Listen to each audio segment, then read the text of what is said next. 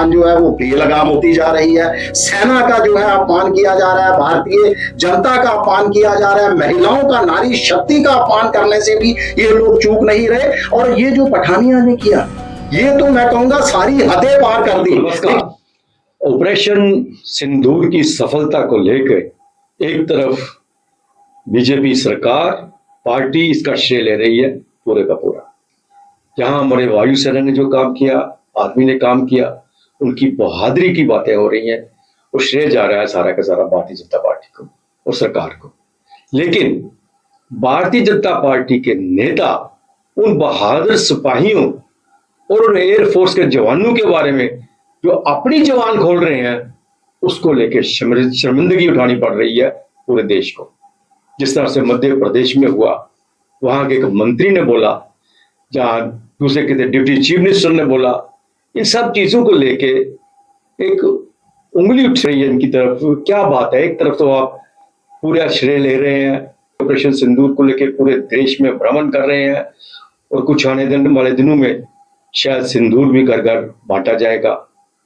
ठीक है, आप श्रेय लीजिए, लेकिन कम से कम अपने विधायकों को, अपने मंत्रियों को, अपने एमपीओ को समझाओ कि जिनके नाम पे हम सब कुछ कर रहे हैं, उनके बारे में बोलते वक्त कुछ सोच लो।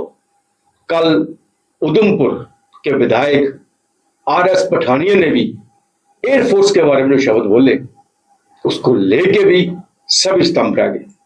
मैं बता दूं, आरएस पठानिया उधमपुर में विधायक है, रामनगर से विधायक थे, लेकिन कर्मठ वर्कर जो कार्यकर्ता था वहां का, उसकी जगह ऊपर से ठोसेगे टिकट लेके और विधायक बन गए मोदी के नाम पे, और मुंह खोल दिया कि जो मर्जी बोले हम, क्योंकि पहले भी हम मोदी के नाम से विधायक बने थे, फिर अगर जरूरत पड़ी फिर मोदी के नाम से विधायक बन जाएंगे, इसलिए जो मर्जी बोल दो, एयरफोर्स के बारे में बोल दो, आर्मी के बारे में बोल दो। हमारे साथ है जम्मू कश्मीर शिवसेना के अध्यक्ष मुनीष सहनी जी, इनसे हम बात करेंगे।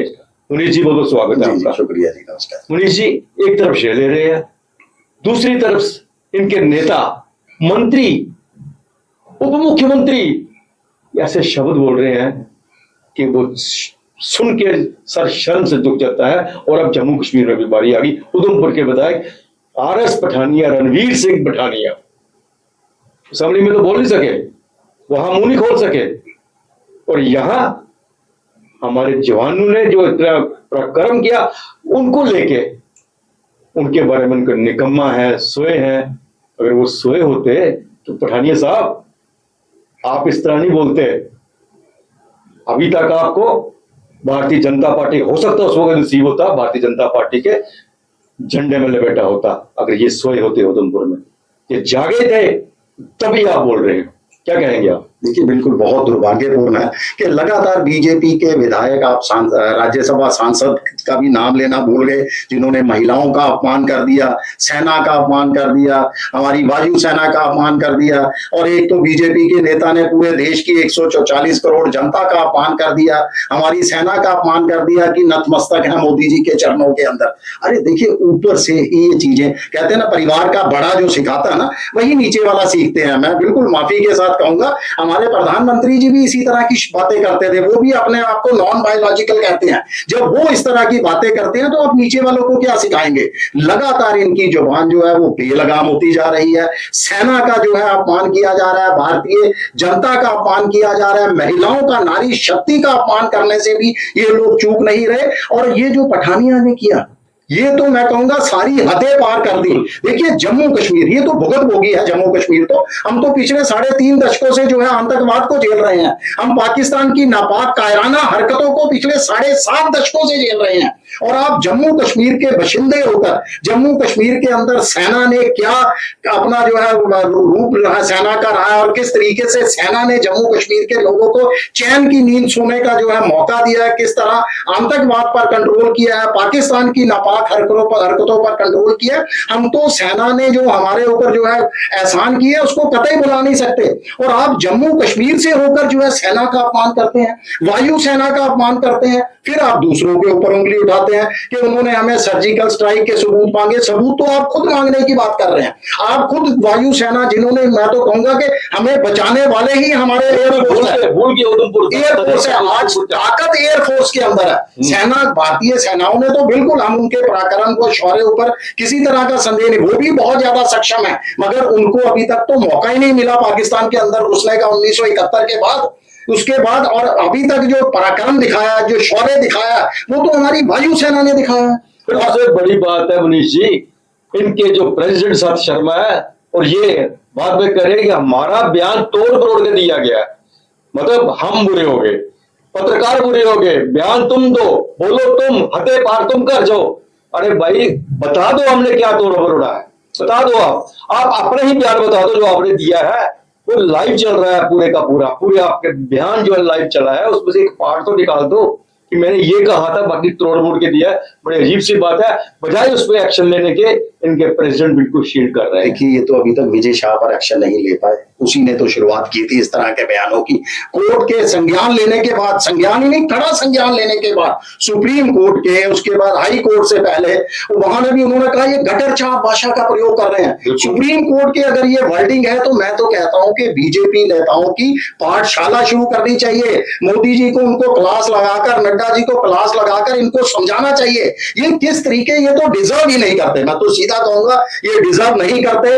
जम्मू की जनता ने गलती की है, 2014 में भी की थी, और एक बार फिर दोबारा 2024 में भी उन्होंने गलती की है। ना आज तक इन्होंने जिस जम्मू खिते से जो जनता ने इनके ऊपर विश्वास जताया, उनके साथ भी इन्होंने छल किया, विश्वासघात किया, और अब तो हद कर दी इन्होंने हमारी सेनाओं के साथ जो है इस तरह का छल, विश्वासघात और उल्टे उल्टे जो है बेतुके बयान दे रहे हैं। अनपढ़ों की तरह जो है वो बयान दे रहे हैं। या तो इनको समझ नहीं है, या इनकी बुद्धि जो है, इनका वो सटक चुकी है, जैसा कि वो कहते हैं। ये बिल्कुल बर्दाश्त नहीं किए जाने चाहिए। मैं तो प्रधानमंत्री जी से कहूंगा, अमित शाह जी भी इस समय जो है जम्मू कश्मीर के दौरे पर है, पुंछ जा रहे हैं, एक बार वो सीख भी दे के जाए, नहीं तो इसकी जो है विधायिका को जो है रद्द करके जाए, इसको पार्टी से निष्कासित करें।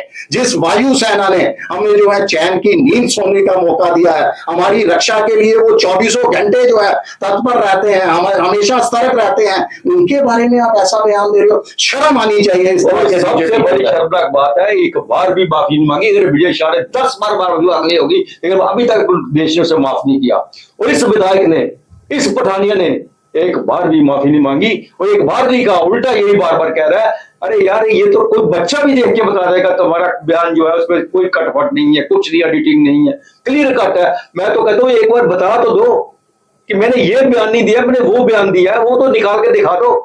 लाइव चला है, दुनिया देख रही है। माफी के लायक भी नहीं है। ये जो कहते हैं ना कि छद्म हिंदूवादी राष्ट्र भगत है ये लोग, ना तो ये कभी मुस्लिमों के तो ये हो नहीं सके, ये हिंदुओं के भी नहीं है, ये राष्ट्र के भी नहीं है, ना देश के हैं, ना हिंदुओं के हैं, और ना जम्मू का, हमारे जो है देश की, जिस लोकतंत्र की हमारी जो है पूरे देश के अंदर, पूरे विश्व के अंदर एक जो है ख्याति हमें प्राप्त थी कि हम हिंदू, मुस्लिम, सिख, ईसाई सब मिलकर रहते हैं। आप देखिए 2014 के बाद देश की क्या स्थिति हो चुकी है। पहले इन्होंने हम लोगों को आपस में बांटा, धर्म के आधार पर बांटा, फिर हिंदू को हिंदू के साथ बांटा, और अब तो हमें लगता था शायद ये हिंदुओं का कुछ भलाई करेंगे। ना ये हिंदुओं की भलाई कर सकते हैं, ना राष्ट्र की, ना देश की। इनके खिलाफ सख्त से सख्त कार्रवाई बहुत तत्काल प्रभाव में बीजेपी के नेताओं को सतर्क होना पड़ेगा। जो हाई कमांड के नेता हैं, जो बड़े बड़े प्रधानमंत्री जी हैं, देश के गृह मंत्री जी हैं, नड्डा जी हैं, अगर इस तरह की इनकी जुबान पर जो है वो लगाम नहीं लगाई गई, तो मुझे लगता है आने वाले दिन जो है बीजेपी के लिए भी दर्दनाक होंगे। ये वापस बीजेपी को 240 से वापस 2 पर लाने पर तुले हुए हैं। और हैरानगी की बात है, सिर्फ चंद वोटों की खातर, चंद लोगों की हमदर्दी कर लेने के लिए आपने इतने बड़े शब्द बोल दिए सेना के और एयरफोर्स के विरुद्ध।